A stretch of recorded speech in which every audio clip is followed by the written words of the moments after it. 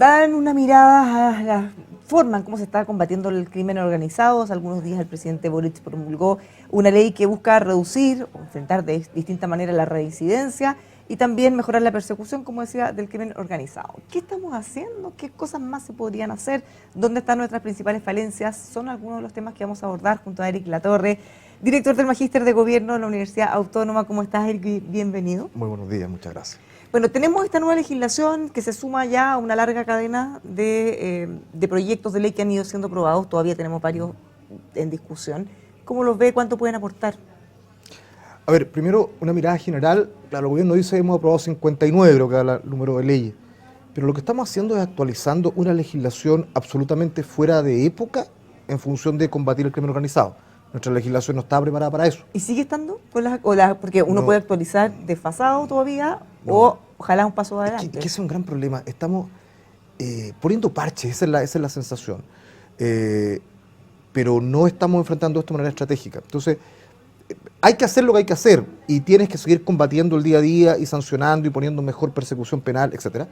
Pero eso no va a resolver el problema, digamos. Estamos en un escenario muy, muy complejo. Yo creo que es muy complejo, el gobierno no es capaz de verlo, ni enfrentarlo, ni la clase política en general, y nos conformamos con discursos y con decir incluso verdades a medias. Porque, por ejemplo, la ministra Tobá hoy día dice, el gobierno está en la calle, estamos tomando acción y copamiento territorial para evitar los homicidios. Y en Chile no se mata impunemente. No, sí se mata impunemente. O sea, los índices de homicidios sin autor conocido han aumentado drásticamente en los últimos 6 años, se han duplicado literalmente. Pero esperemos ahí un segundo, porque es súper interesante entender por qué es tanto más grave los homicidios con una persona que no tiene ninguna vinculación, porque estábamos acostumbrados a, no sé, femicidios o problemas entre gente que se conocía o que tenía algún problema que se arrastraba desde antes, pero en este caso es distinto. Lo que pasa es que el homicidio sin autor conocido y en la vía pública es un claro indicador básicamente de luchas territoriales. El homicidio tradicional en Chile se da básicamente en el domicilio, tenía que ver con disputas familiares o disputas entre conocidos, por ende el autor era fácilmente reconocible en general. Y había un móvil que se podía hacer. Y un móvil también muy concreto que tenía que ver con disputas básicamente familiares o de amistades. Cuando hoy día el crimen se da, ya sea por disputa en el territorio, por encargo, evidentemente la vinculación de cercanía de personas es muy difícil. Mucha gente muere en estos enfrentamientos siendo inocente, que va pasando, que se ve en el medio de un tiroteo. Por consiguiente, eso es una clara señal de cómo esto es un problema de crimen organizado y no simplemente un aumento de los homicidios que puede ser más o menos. Entonces, ahora, es muy, insisto, muy importante hacer esa distinción, porque si no dimensionamos realmente lo que está pasando, difícilmente vamos a poder aplicar una buena estrategia. es que ese es el punto. Mira, me llama la atención, el gobierno, a ver, se discute el gobierno decir, no, las cifras no son tan malas. Dicen, la percepción está sobredimensionada. Ahí hay que tener cuidado, yo hago clase de comunicación, en comunicación estratégica uno dice, mira, la realidad se constituye de hechos y de percepciones, digamos, no solo de hechos. Pero dicho esto, es cierto que en Chile la tasa de homicidios no es sustantivamente alta en comparación a otros países. Sin embargo, ha aumentado mucho respecto al propio país, de 4, algo el año 2016, 2017, a 6,3 hoy día, 6,7, depende de cómo lo estemos midiendo. Pero lo importante es cómo se componen esos homicidios. Entonces, ¿Y cómo se van a conocer? Porque estamos hablando, si ya es una cosa cotidiana, de despertarnos y ver personas envueltas en sábanas, pedazos de personas repartidas en algunos lugares. Clásica actuación del crimen organizado. O sea, no estábamos acostumbrados a eso. No, por más que nos quieran decir que sí. No, por supuesto que no. Pero lo terrible y lo triste es que es clásica actuación del crimen organizado. Y eso es lo que de alguna manera no estamos viendo. De alguna manera no queremos ver. El gobierno hace bien en impulsar leyes como la última que tú mencionabas, que incluye no solo una mayor persecución al reincidente, incluye protección a jueces y fiscales, incluye agilización de los procesos, está muy bien. Pero ahí está en la última parte de la cadena, está en la parte de procesamiento. Ya ocurrió el delito. Ya ocurrió el delito. Luego el gobierno dice, ok, vamos un paso atrás, logística en operación policial. Es bastante cuestionable cómo se ha implementado. No solo policial, sino en general. Carabineros hace lo que puede. Acuérdate que el gobierno llega con un discurso de refundación de Carabineros, lo cual estaba muy mal. Pero ojo, que Carabineros necesita mejoras en muchos aspectos, su gestión operativa, de inteligencia, en su armamento, en su despliegue logístico, que no se ha hecho. O sea, pasamos de refundar a hacer bastante poco.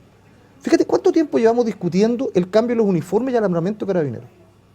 Mucho tiempo, tú lo habrás escuchado, sale ganando noticias que tú sigues viendo hoy día a los carabineros vestidos con un uniforme que no es ad hoc, con un armamento que no es ad hoc y con carros que tampoco responden a esta necesidad. Y en la otra vereda uno ve los delincuentes con las mejores armas que se puedan inventar, con las más fáciles de usar y con la ropa más cómoda para correr. Efectivamente, digamos.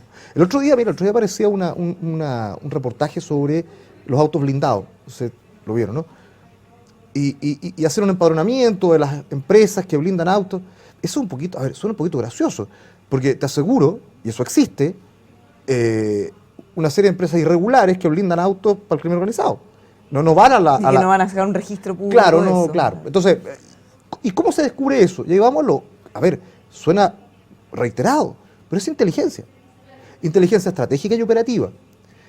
Y tenemos una ley de inteligencia en el Congreso que sigue esperando hace años. Esta es la época del presidente Piñera.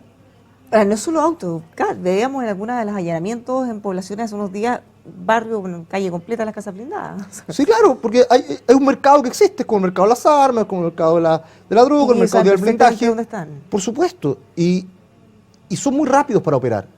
En cambio, las policías seguimos esperando años para dotarlos de mejor armamento. Ya estamos. Entonces, acuérdate que en el gobierno del presidente Bachelet se impidió a Carabineros usar ametralladoras, las clásicas UCI que usaban. Bueno, resulta que han pasado más de 10 años de eso y aún no somos capaces de discutir el reponer ¿Entonces qué? armamento de mayor capacidad, ¿no es cierto? Porque tenemos un trauma con o el estallido social o lo que pasó antes. Son cosas distintas. Los abusos de poder hay que castigarlos, pero no podemos mandar a la policía a enfrentar el crimen desarmado. Pero el tema, como te digo, viene antes. El tema, yo soy muy insistente en el tema de la inteligencia. La inteligencia en Chile opera bajo un modelo de hace más de 20 años, donde todo esto, estamos hablando, no existía ni por asomo en Chile. Era una inteligencia bien mirada hacia afuera, más militar, eventualmente económica, si es que tampoco lo tenía. Hoy día el escenario cambió totalmente y seguimos con herramientas que no responden a esa lógica. Y además, en un problema gravísimo que a este gobierno le cuesta mucho, que es la gestión. Y tenemos una gestión desintegrada del aparato público. Nosotros, cuando hemos hecho estudios, decimos, mire, en materia de, para enfrentar esto, tienes que coordinar al menos 18 entidades públicas, de manera efectiva. No solo con una mesa de trabajo, sino de manera interna. Tú integras bases de datos, sistemas de operación, etc. Eso no se ha logrado hace mucho, se viene trabajando y no se logra. Entonces, se ve difícil, digamos, en esa lógica. Ahora, ¿cómo avanzamos entonces? Porque una cosa es reconocer, tener un buen diagnóstico y solo así podemos tomar las medidas que sean más ad hoc. Tal como decía, si uno mira el crimen, o por lo menos la percepción o lo que se ve, estamos en un país totalmente distinto al que teníamos previo a la pandemia. Así es. ¿Estamos enfrentándonos de esa manera con herramientas totalmente distintas o estamos haciendo lo mismo o algo parecido? Algunas herramientas distintas, como decíamos, en materia de, básicamente, persecución penal. Creo que hemos mejorado bastante. O sea, era muy frecuente, y eso sí desde antes, que uno veía una detención, se tenía 45 detenciones previas, por ejemplo. ¿Cómo puede ser que esta persona está libre? Bueno, pero también piensa que no tenemos cárceles. Que la última cárcel que se hizo construir lleva 12 años en proceso de construcción. Están todas totalmente sobrepasadas. Todas sobrepasadas. Y tú dices, el ministro Cordero, a mí me impresiona, que hace más de un año habló de este tema, una cárcel, no me acuerdo dónde era, la última cárcel, que lleva 12 años en proceso de construcción, y lo diga tan suelto de cuerpo. Y el gobierno diga, esto es, pero gravísimo, tenemos que enfrentar la necesidad de... Él ha tratado, nosotros hemos podido conversar con él muchas veces, y siempre ha tratado de poner el tema, y pareciera que no muy acompañado, porque quizá ahora le resulta un poco más, pero... Pero es que viene el punto, un Estado incapaz de hacer gestión. A mí me ha tocado ver... Además que esto es muy largo plazo, una cárcel no se construye en un año. Pero no en 12. Sí. Ese es el punto, digamos. A mí me ha tocado profesionalmente trabajar con ese tema. Y cuando uno ve lo que eventualmente las propias policías se demoran en sus propias licitaciones, cuando lo que nos demoramos en generar sistemas de información integrados, uno dice, ahí es donde se requiere una mirada más estratégica, una mirada más amplia, y no estar parchando diferentes aspectos y no vas a lograr nada con eso. En un tema quizá más político, más psicológico, sociológico. ¿Cuánto daño nos hizo el estallido en cuanto a que nos dé temor avanzar en otras cosas, o por ejemplo Carabineros? En ese momento muchos han sido perseguidos, han sido llevados a la justicia. Finalmente, la mayoría de los casos hasta ahora han sido desestimados, pero después de haberlo pasado muy mal, después de haber sido separados de la institución, dados de baja, haber estado presos. Entonces, cuando uno piensa en un carabinero ahora que se enfrenta a una cosa como esta, claro, lo humano sería que en realidad mejor no vaya o se vaya, en vez de correr un riesgo que sabe lo que le va a significar a él. Mira, tú dijiste una reflexión más sociológica. Fíjate que a mí me da mucho susto esto porque seguimos con traumas de la dictadura. Sí, para empezar, digamos. de base, claro. En que no queremos sacar los militares, en que una serie de cosas, y un país no avanza con eso. O sea, pasaron cosas, estuvieron mal, pero eso fue hace 30 o 40 años. Yo me temo que el tema del estallido provocó en algún momento, no solo, o sea, desde el punto de vista práctico, recordemos que la bancada oficialista, lo que era la bancada oficialista ahora, la antigua oposición, rechazó todos los proyectos. O sea, lo que ahora celebra que se aprueben. Lo que ahora celebra que se aprueben, pero venimos con un desfase, digamos. Entonces, yo creo que sí hay algo de eso. No puede ser que la real uso de la fuerza todavía estamos discutiendo. Infraestructura crítica al final no tiene ni una prioridad, porque se está discutiendo, es muy lento su avance, uno no ve que, no se visualiza que pueda salir rápido, y está en la agenda como una ley que va a salir los próximos meses, antes de fin de año. Yo lo veo muy difícil. Seguimos discutiendo cómo puede las Fuerzas Armadas apoyar la lucha contra esto, pero no ponemos nada encima de la mesa. Cuando las Fuerzas Armadas tienen muchas capacidades logísticas que podríamos aprovechar más allá de su despliegue operativo, que no lo estamos viendo. Entonces, ¿qué estamos esperando? No lo sé. Sé que estamos esperando que el populismo llegue y que diga saquemos muchos militares a las calles, que tampoco es la solución. No, pero suena mejor. Pensando, o sea, para una persona desesperada, ojalá me pongan un tanque afuera de mi casa claro. y voto por esa persona. Efectivamente. No sería raro que terminemos en un extremo como ese. O sea, hace unos días había una encuesta que decía que creía mucha gente que solo un gobierno autoritario podría avanzar bien en esta materia. Es peligroso pasar esa línea. Por supuesto que es peligroso. Porque tampoco es más efectivo necesariamente. Ahora, no es solamente, aquí no es un problema de izquierdas o derechas. Recuerda que el alcalde Bodanovich estuvo pidiendo la Fuerza Armada. O sea, entonces, y el problema también es que estamos en un periodo electoral. Y eso también tiñe toda la discusión y que la hace mucho más compleja. Yo espero que el presidente mañana anuncie algo más concreto en materia estratégica. Hay parlamentarios que se lo han pedido, póngale indicadores, póngale metas claras y a partir de eso ponga recursos claros. Ahora, ¿qué pasa con eso? Porque la presidenta del Partido Socialista, por ejemplo, dijo, claramente ya no es su posición. O sea, tampoco me imagino que haya tenido un deseo de hacer daño al gobierno, pero en medio de la frustración, decir, ya no queremos más conversaciones, más rondas, sesiones, más acción. Bueno, se le tiraron encima que era una irresponsable. La ministra Vallejo, más responsabilidad. Entonces, si es que desde su mismo sector le piden un poco más y el gobierno está a la defensiva. Lo que pasa es, a ver, el gobierno yo creo que lamentablemente ya, a ver, suena duro esto, pero dio lo que tiene que dar. Es difícil pensar que el gobierno plantea una estrategia distinta cuando lo hemos venido viendo hacer lo mismo hace por lo menos un año. No hay mucho más. El plan que implementó de Calles sin Violencia... Claro, lo han defendido, pero... Y que no tiene indicadores claros, tú los buscas, no existen. Que no tiene una articulación ordenada. Que vamos reaccionando, la comuna se nos quedó fuera, la vamos incluyendo. Nuevamente es lo mismo, digamos, es más de lo mismo, y eso no funciona. Hace algunos días un entrevistado nos decía que cuando se miran las cifras, también hay un cambio respecto a que había muchos asesinatos o crímenes que reportaba Carabineros, pero que ahora los reporta el fiscal directamente, que llega a terreno. Entonces, eso ha hecho que las cifras cambien, y muchas veces el gobierno se queda con las cifras de Carabineros que son incompletas, a diferencia de las otras. Tenemos una falsa percepción del gobierno que las cifras son mejores de las que nos están diciendo. A ver, o sea, mira... El tema de las cifras es todo un tema en Chile, porque no tenemos sistemas de información integrados. Es que eso hace toda una diferencia. Pero absolutamente. Entonces, cuando tú no tienes información, no puedes hacer inteligencia. La inteligencia basa en información. Entonces, si uno mira las cifras de homicidios desde el 2018-19, que entra a la fiscalía, se los temas, uno puede tener más certeza. De ahí para atrás, uno encuentra cifras muy dispares, depende de la fuente de consulte. Eso ya es una cuestión fundamental. No, porque además la tentación de consultarle justo al que tenga las menores cifras. Por supuesto, claro. Entonces estamos mejor. Claro, con o sin mala intención, pero finalmente ocurre. Entonces, cuando no tenemos estos sistemas de información integrados entre las policías, con aduanas, con el Ministerio del Interior, por supuesto, pero también, por ejemplo, con desarrollo social. Porque cuando uno tiene que entender el fenómeno del ocupamiento territorial, el Estado también tiene que dar respuesta al punto de vista social para ver cómo actuamos para quitarle ese espacio a las bandas criminales. O sea, ahí hay una situación mucho más compleja desde el punto de vista del Estado. ¿Te fijas? Entonces, ese es otro gran tema que no se ha abordado adecuadamente. Y es un problema de gobierno digital, es un problema bastante complejo. Y por otro lado, hay otro tema que a mí me preocupa muchísimo, que también vamos muy lento, que tiene que ver con la corrupción. Porque la corrupción es el escenario perfecto para el crimen organizado. Porque tiene donde lavar la plata, tiene donde operar con su plata, que es mucha, y que tiene que sacarla por algún lado.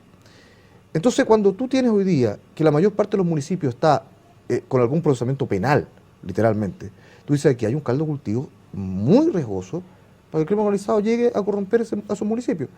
Luego, como tú tienes, lo que vamos al caso de Hermosilla, Factop, tiene este tipo de empresas que hacen defraudaciones gigantescas, son empresas que están abiertas a que llegue una banda ya grande, organizada, con plata que necesito lavar 5.000, 10.000 millones. ¿Cuál es el problema que un Factop o estos tipos que no tienen problema en meter miles de facturas falsas? Ahí uno se pregunta, las en dinero. ¿Cómo puede ser que no saltó ninguna alerta? Porque sabemos que hay varios interruptores en las que en transacciones como esta debería haber saltado una alerta a la unidad de análisis financiero, decir, ojo que acá hay algo raro. Sistema de información. Y no pasó. Sistema de información. Aquí tenemos una maraña estatal muy poco adaptada desde el punto de vista de poder capturar información a tiempo, actuar a tiempo. Entonces somos muy reactivos, pasa mucho tiempo. Y mira, yo no puedo hacer una afirmación que no tengo antecedentes concretos, pero uno sospecha de que hay algo más. A mí me llama mucho la atención esto que pasó con estos internos, que los dos corruptos que habían puesto, dos personas que eran poco menos que dos administrativos, por una cifra de 1,5 millones de pesos. Entonces algo no me cuadra. Algo no me cuadra ahí. O sea, no puede ser que sean ellos los únicos involucrados en actos de corrupción.